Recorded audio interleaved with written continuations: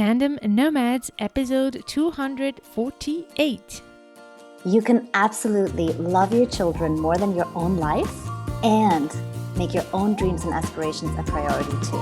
Hello, Nomad Nation. Welcome to Tandem Nomads, the podcast show and entrepreneurship platform where you can find great inspiration to grow a successful portable business and thrive in your global nomadic life. This is your host, Emel Deregi. I'm a business and marketing coach and the founder of Tandem Nomads. So today we are going to talk about ambitions and how to juggle our big, bold goals while having to juggle all the other things in our lives, including being a mom. And that is a tough place to be. And for that reason, I brought to you a wonderful guest that I can't wait to hear her experience in the matter as a coach and as a mom herself. So Camilla, thank you so much for being here. And are you ready for this ride? I'm so ready for this ride. I am so excited to have you here.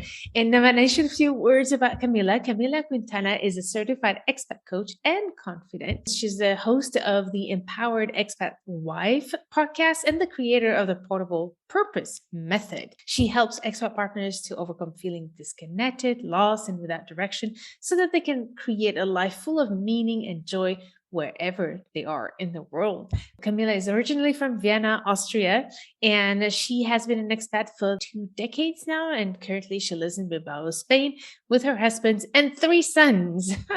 Yeah. Boys in the house. How are you juggling all of that? Talking about having all boys in the house.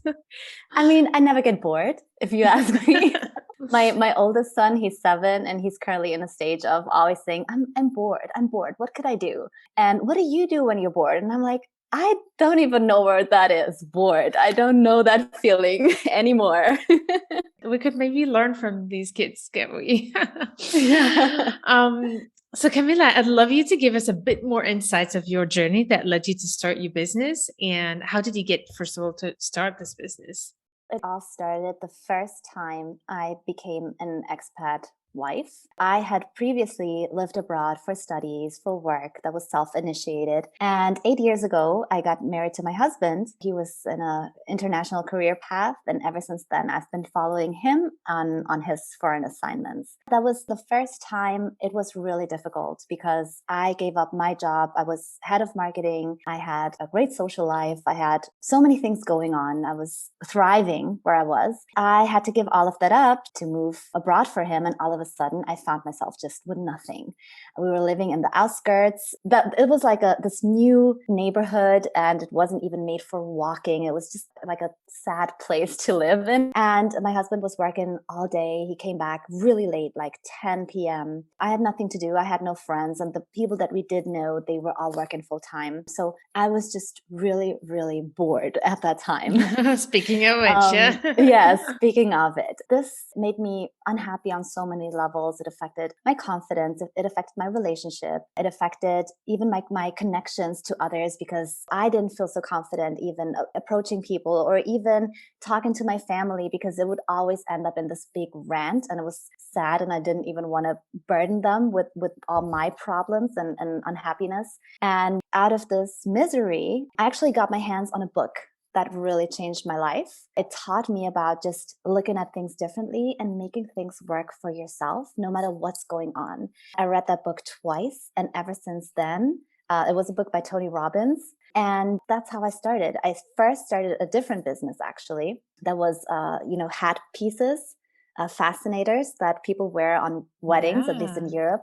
Many countries of Europe, they do. So I took a course to hand stitch or hand sew them, and then sell them at fairs. At the same time, I was doing my coaching certification, my first one. I just really found my sense of fulfillment in what I do, which is today, and it has been for the past 4 years. Wow. And it's really helping women to get out of this misery of feeling like they don't have a purpose and their life is just this blank page that has so much potential, but they don't know how to make that a reality, and finding that for themselves and making their lives much more meaningful and purpose-driven and joyful even though it's across borders. I love that. What a fascinating story. And I love that you had another business before that. You already knew that entrepreneurship would be your solution. It was just about finding the right Yeah. thing that really made you happy. But this was such a lovely first business, I guess. What did you learn from that first business that helped you in the current one? Something that I've probably learned is just to really motivate myself. Personally, I really appreciate working for myself. I know that when I was an employee, it was more about also looking at the watch. And I just love being self-employed and being my own boss. And I know that I always give 100% because it's all for me. Right? No Right? choice. I'm not doing this for anyone else. Right. So yeah, that's probably the lesson. The importance of motivating ourselves to reach our goals. Right. No one's going to reach them for us. Right. So, Camilla, I've been following your journey for a long time now. It's been just wonderful to see the positive energy you put out there, how much you motivate our community to believe in themselves, to work on their self-care, their sense of purpose and making themselves a priority. But you also embody that. And I've watched you as well go through that for yourself. And one of the things that I remember where I got a bit more in touch with you or talking to you more regularly, it was just before you had given birth to your third baby and right after. And basically what has happened just before you were planning your podcast launch. And so that after birth, you could just keep going running. So I was just very impressed with that. And I wonder how realistic is that actually? And how did you manage to do that? Can you run us through your thinking and the planning you've done to be able to not only prepare while you were pregnant, and then how much time did you give yourself afterwards to kick off and be full on right now? That was exactly a year ago. And the weeks before birth, you never know exactly when the baby will decide to come out. So the weeks before the birth, I had already told all my clients, I'm going to stop working at the beginning of November. And I knew that most probably, depending a little bit on the child, is it a child that sleeps well and eats well and all of that, or does it not? And you have no control over that as a mother.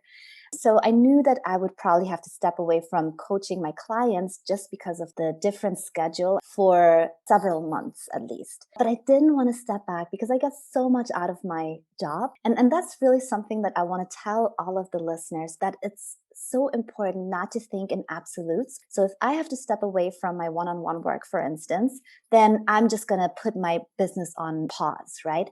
No, you can actually shift the focus and do other things that will still contribute to your success and to your business, even though it's not your one-on-one work, your service provision, whatever it is that you do. And so I thought, okay, so what is a great way for me to still contribute to my community and to still be in touch with them and inspire them? Because it gives me so much also. And I thought about the podcast. I actually had a podcast prior to that with a colleague of mine, so it wasn't something entirely new to me. The time felt ripe to do that. And over the summer months, I was doing planning. I actually love the planning phase. I actually don't even like the word planning. I like the word creation phase because it's such an inspiring Love process. And just to really allow yourself to create and to come up with all your big ideas and then execute.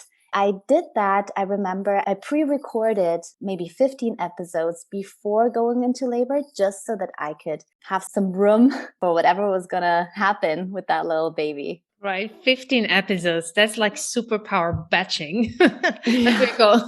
That's wonderful. So what has happened once you gave birth? How did you manage to then transition? Full disclosure, I will say I do have help. I have a live-in au pair. She doesn't work full time, but she is a great deal of help. Even though she didn't attend to the little baby, but still she could take household chores off my shoulders and I could focus on the baby. On the other hand, my husband, he has a very demanding job. So he's really not here to help.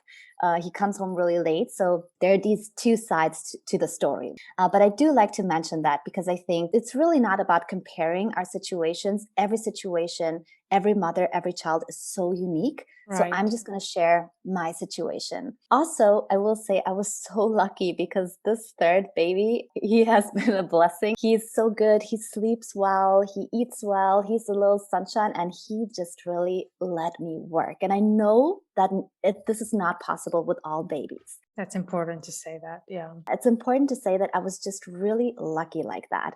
And I would have him on my arm while I was typing. I would have him, just sitting next to me. And I just continued. And I felt like it was really possible for me to combine both and then meet my older kids when they got home from school as a much more whole woman just after giving birth. I felt like I was just a mom. I was just like a vehicle and I wasn't a woman. And I personally really need to carve out also this space for myself to pursue my own aspirations and my own dreams without neglecting my family, of course. That's so good. And I think the importance of building a support system is critical for sure. Oh, Not yes. everybody can afford it. There are ways as well, like you Yeah. mentioned, these au pair Yeah. like solutions are also a good way to Yeah. minimize some of the expenses. We couldn't always afford it either.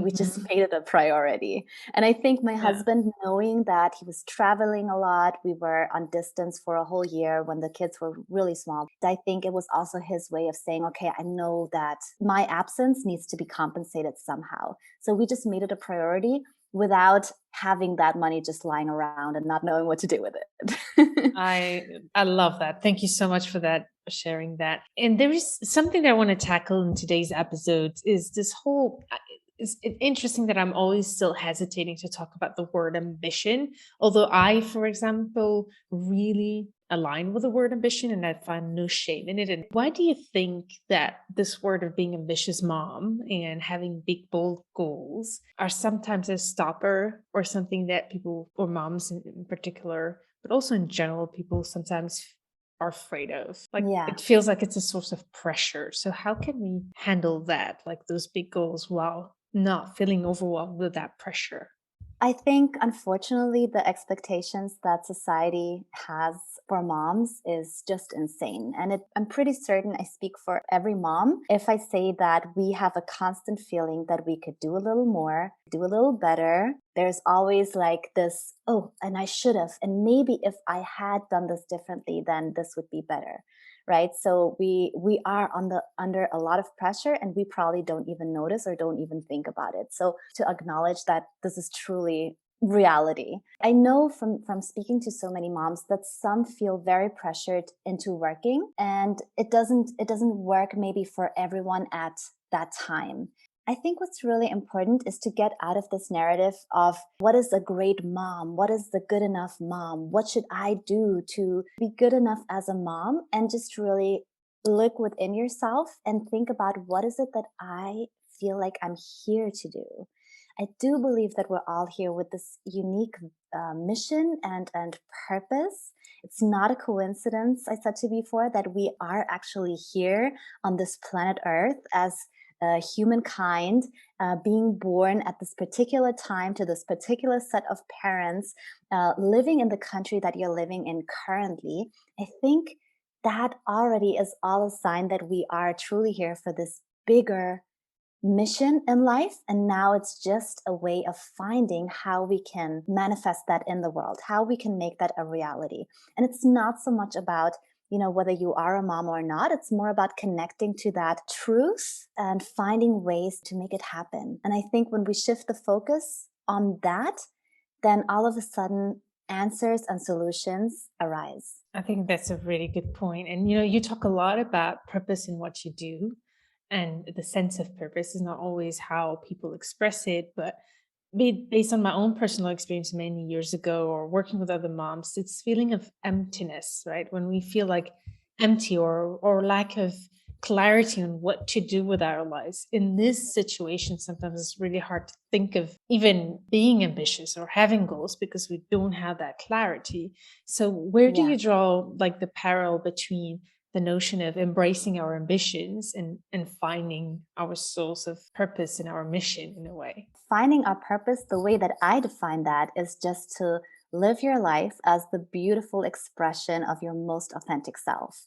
And when you do that, then you are so in touch with yourself and you're so aligned that everything you do and you touch, it will be an extension of what you're really here to do, to share your unique gifts, that you can do that in a myriad of ways in with your family. You can do that in business, you can do that in your personal life, and everywhere in between, right? When it comes to ambition, to tie that together, so two things come to mind. One, we need to have a big why. With the things that I do, I feel like I need to do this. I remember the last time we talked, I told you when I have a seminar of one of the courses I'm taking. And it's usually happening in the States, and it may be nighttime for me, then I will set the alarm and get up, because the why is so important.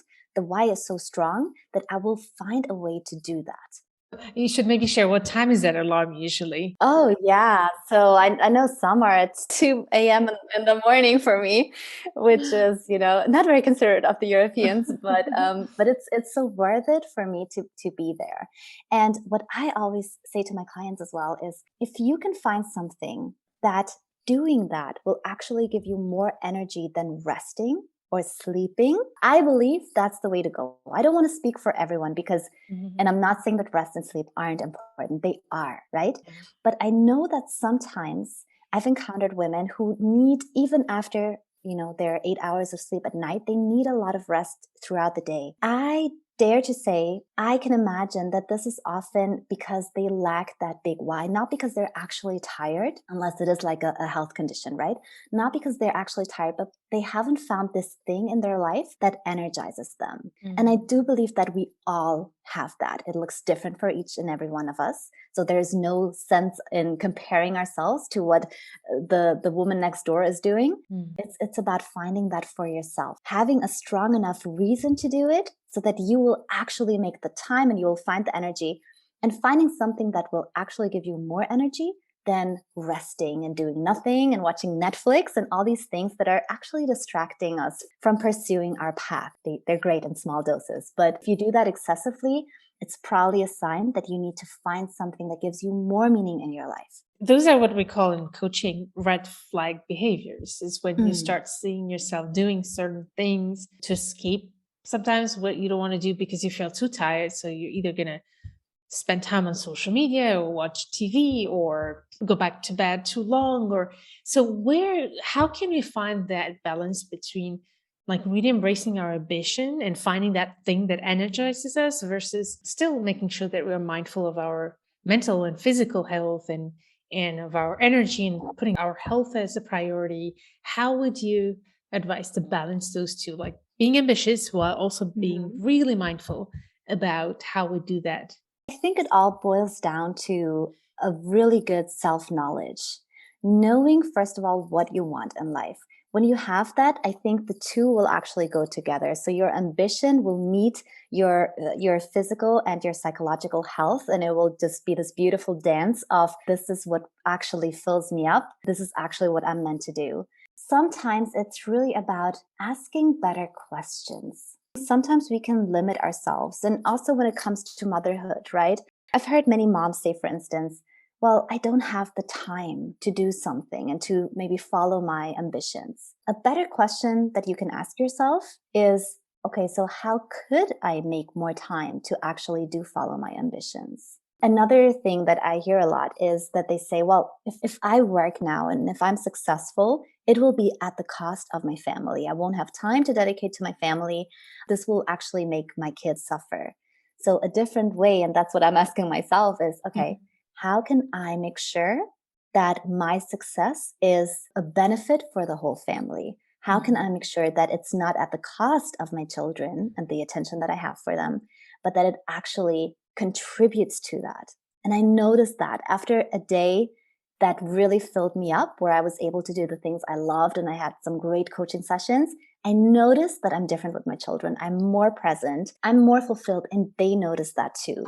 So I think Mm. our ambition, maybe it's a word that some people are scared of, but actually, I think it's something really healthy. And human beings are here to grow. Going back to that self knowledge and knowing what ambition means to you, how far you want to go. That's something that no one else can dictate for you. Right. This is so important to know what we really truly want. And I love, like, if I want to just highlight a little bit of the things you shared that are really important, Nomad Nation, I want to insist on, is the first one is to actually identify what are the self limiting beliefs we might have that we might be considering as the barriers to reaching our goals and whatever we want to achieve in life. So, like, identifying those and writing them down on the first step can really be very helpful.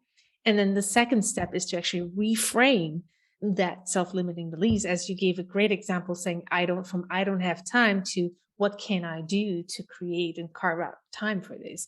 I don't want to be a bad mother. How can I make sure that I actually run my business in a way that makes me a better mom instead of one doesn't go with the other? Yeah.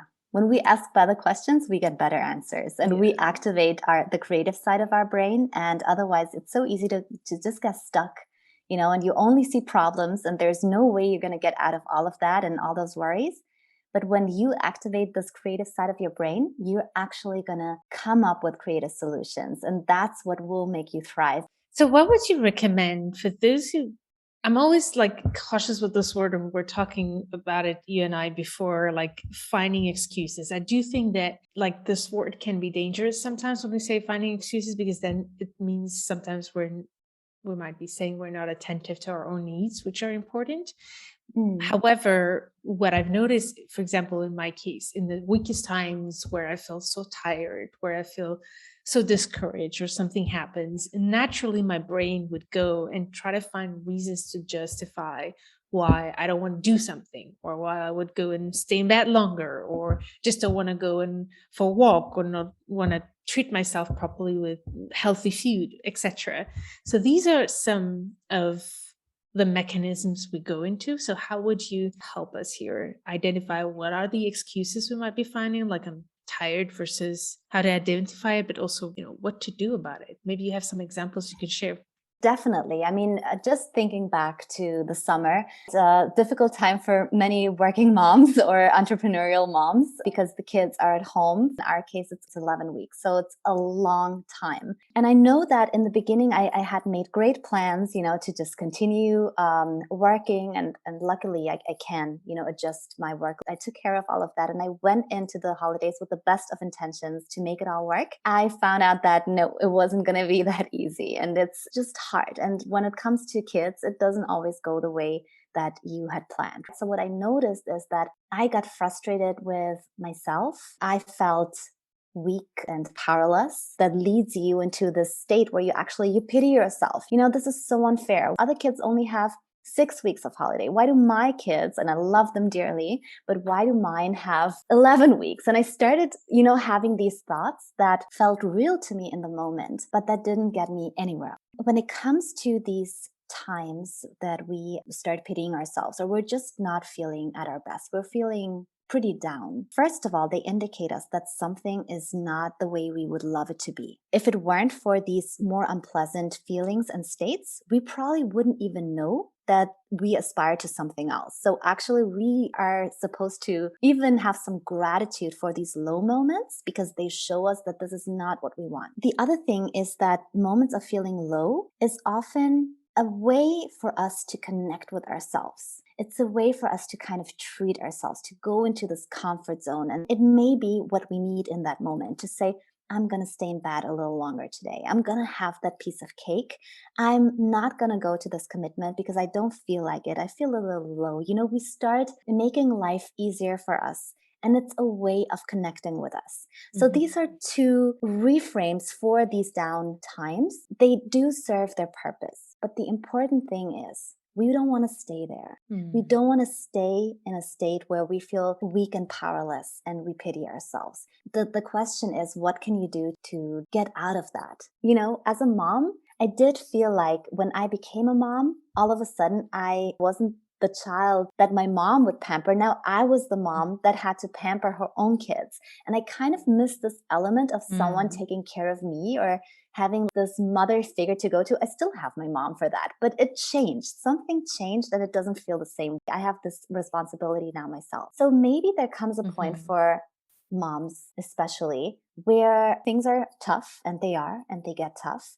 And we need a little bit more of self-care. But there are probably better ways to do that than staying for a prolonged period of time in this downward spiral, in this place of stuckness and of self-pity sometimes. There is a better way to do that. Yeah. So do you have some practical tips or advice to be able to pull ourselves from that place where we feel like It's Yeah. just too much right now. To go back to that story of the summer where I noticed like things are not working the way Mhm. I was hoping and I started feeling really low, I started doing this little experiment with myself. What does it take to get into a really powerful, positive state of mind again, which is what I long to feel. I am at my best and everyone's at their best when they're in a positive state of mind. So I was really doing this experiment with myself to figure out how I could get myself there. One thing that I find is like the basis of it all is knowing what you need. That's really step one.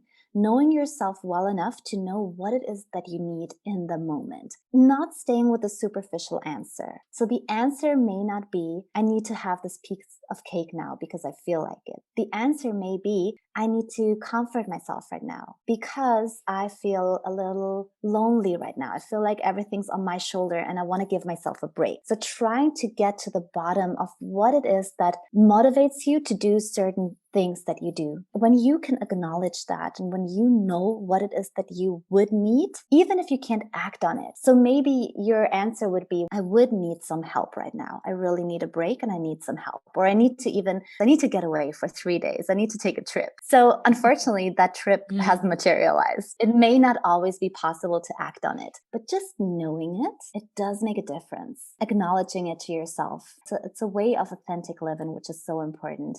The better we know ourselves and what we actually need in every moment, even if we can't act on it, but just knowing and acknowledging it, that makes a huge difference for the way that we will then act out whatever it is that we're feeling. Yeah. When it comes to motherhood, self-care is like always right up there, this term. We need to do self-care. And obviously, I agree, self-care is super important.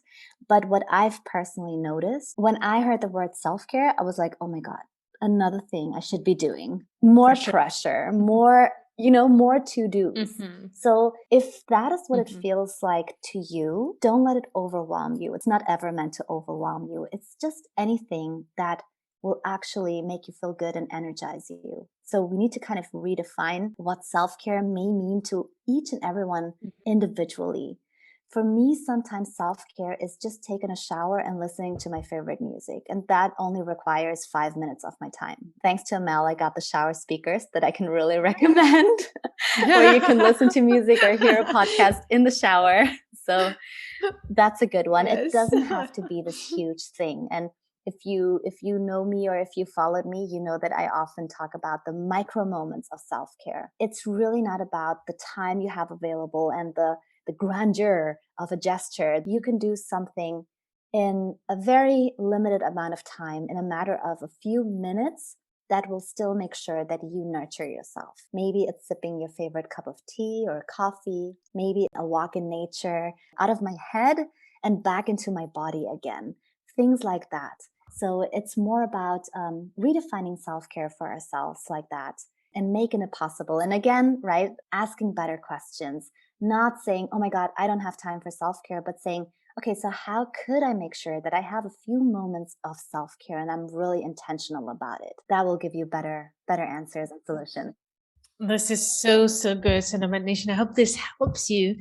And remember to reframe those questions. I think this is a key message here, to always reframe. What I've noticed with that, especially at the beginning of my journey, where I had all these ambitions, I was clear about them, but it was just hard to materialize them on top of all the crap sometimes that happens in life, right? I don't have kids, but things happen.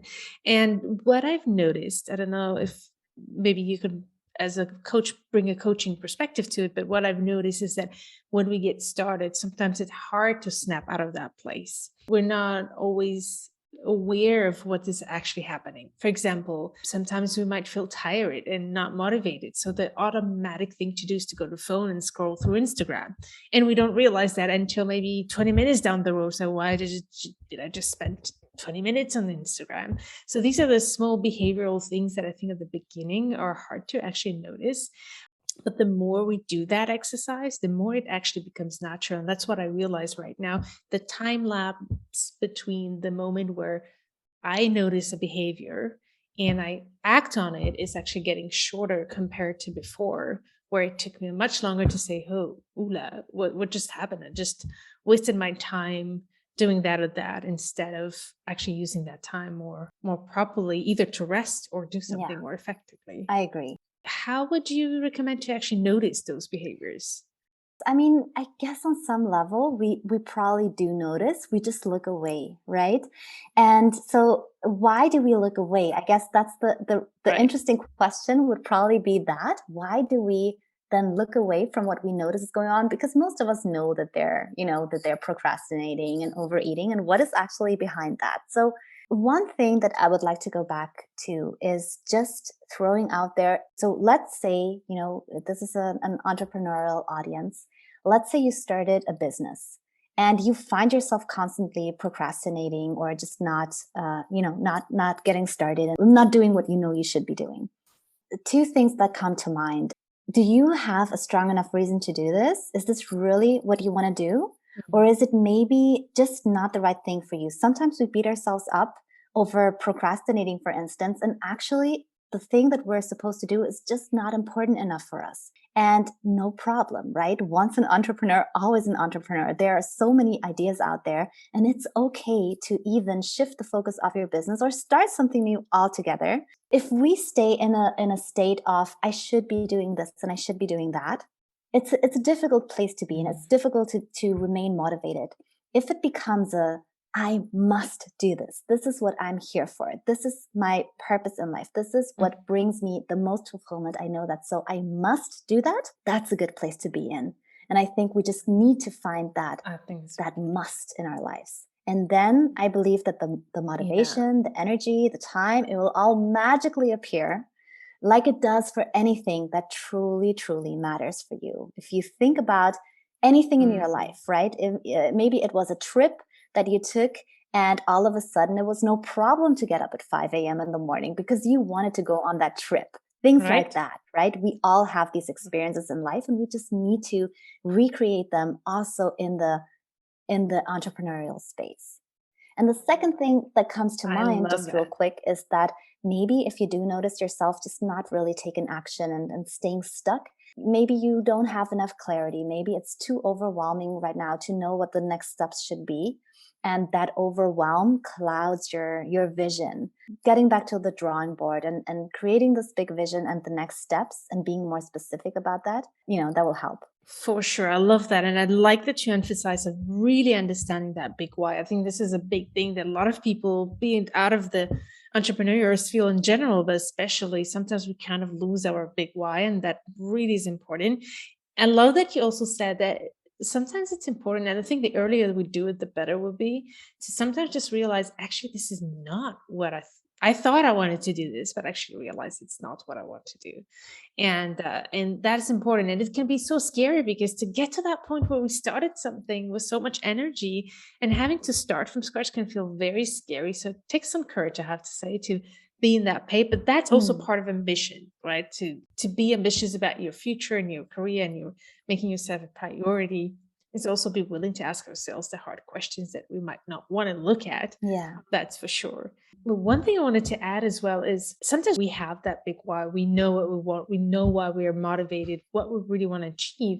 But life throws sometimes lemons at us and we lose energy, we're tired, and that affects our motivation.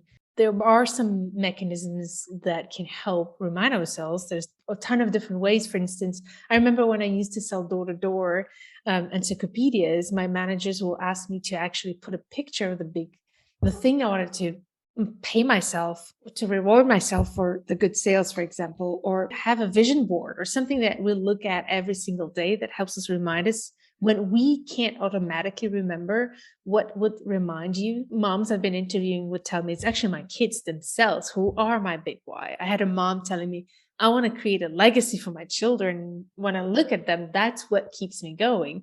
For me, sometimes it's a song.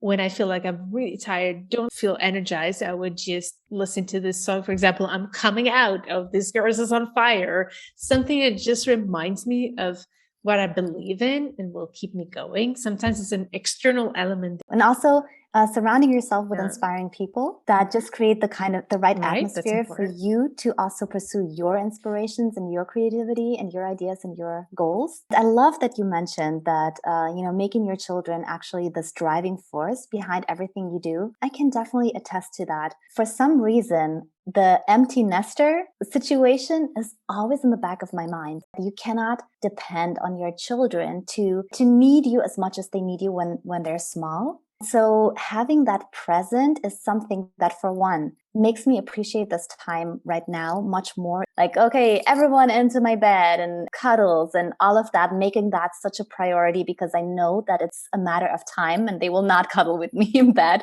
thankfully. um, but also it makes me think about, who do I want to be for them? I don't want to be the kind of mom that calls them up several times a day, that makes them feel bad for not calling me, that, depends on them and their attention and their visits and all of that. I want to be this mom that they think is just really cool to hang out with. She has so much to say. She's doing things for herself. They're not responsible for my joy and well-being. Mm. And I think this is something that it's never too early to start moving towards that. And the legacy that you want to leave behind for your children and in the world, the way that you want people to think of you one day, and also in retrospect, when one day in a very long time you're gone, Yeah. that's a really big motivator, I think. That is such a good reminder. I love that. So you had some pillars that you wanted to present to us that could help manage this journey to balancing our ambition with our needs, with the family and all of that. So would you like to share some of those?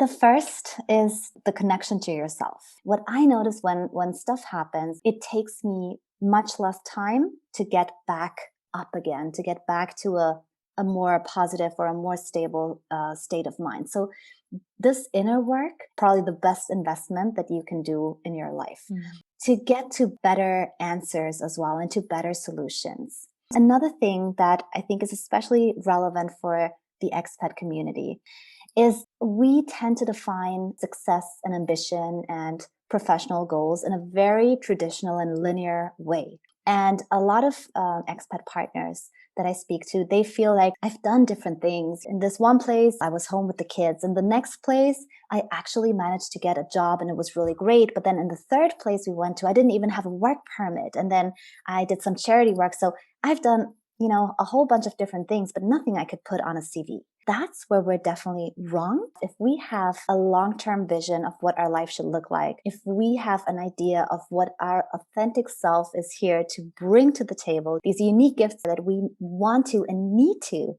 and must share with the world, we can find so many different ways to be ambitious, but not in the traditional linear way of, I work a 9 to 5 and I make this and that much money. For instance, I recently worked with a client who had an amazing business idea and she wanted to do this inner process to come up with more details about her business, and then eventually she wanted to start it. What happened is that she also realized in the process that right now she just could not. She didn't have the support system in place. She had small children. She was back at home homeschooling them because of Corona. It was a really difficult period of time. What I helped her do is to make peace with the fact, but not put her ambition on hold. Just find a different outlet. And that's available to all of us. In her case, it was something creative. What we discussed was that she was going to use these creative gifts, that one day she'll do her business on that. And in the meantime, she will use them at home.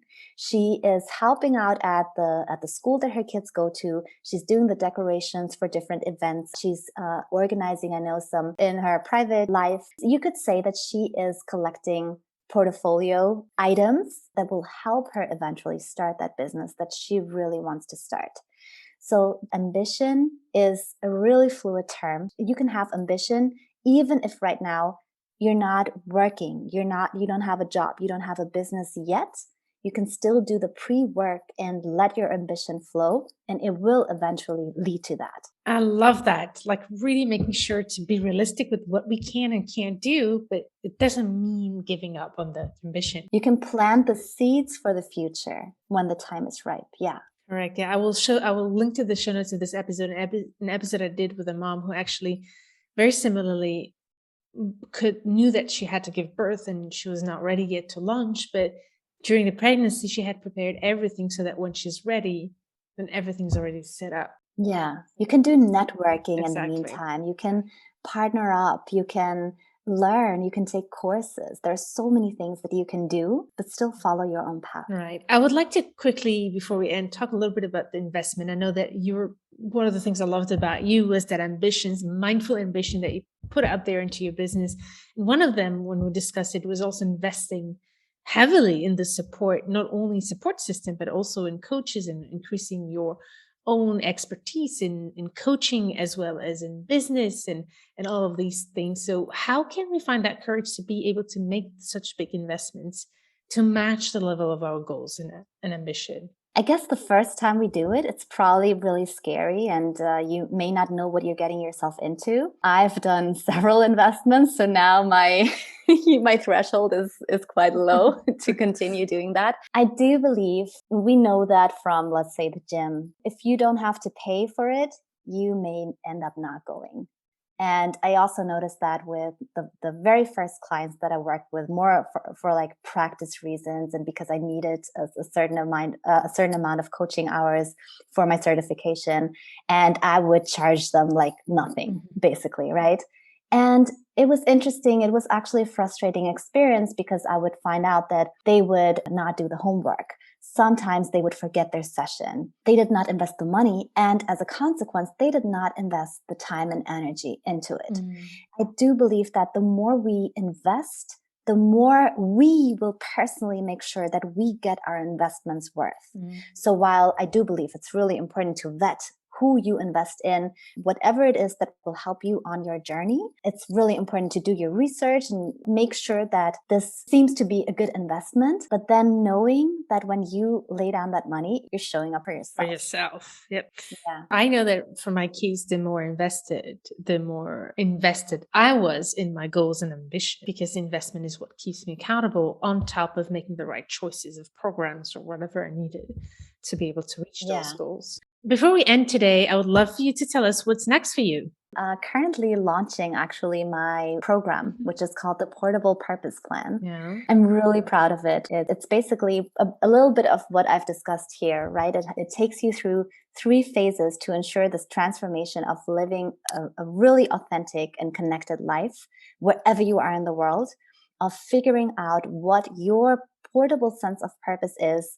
I have this 5-step process that I take my clients through where we'll go from different angles and make sure that this is something that you can personally hold on to. And this is still a step before you actually say, okay, so now I'm going to take this and start a business, find a job, do whatever project. That's actually the step before. And the beautiful thing about this is that it's absolutely portable, because this is what's true to you, no matter where you are, no matter what life stage you're in. And then the third step is to start implementing this in your life. We are all here with this purpose and we all need a purpose. And to tie this back into the motherhood, it's not in contradiction to being a mom. I know what it's like, and it's not a contradiction. You can absolutely love your children more than your own life and still make your own aspirations and goals a priority. Amen to that. That's definitely the big message we want to share today. So thank you so much, Camilla. And where's the best place to find you? Head over to my website, which is www.camillaquintana.com. And on Instagram and Facebook, you can find me at coach.camillaquintana. Wonderful. Nomad Nation, I will put all the information about Camilla in the show notes of this episode. I hope that you found lots of inspiration to go for your dreams, go for your big, bold goals, and make it work for you. Do it in the way that works for you. So I look forward to reaching you in the next episode. Stay tuned to turn all your challenges into great opportunities.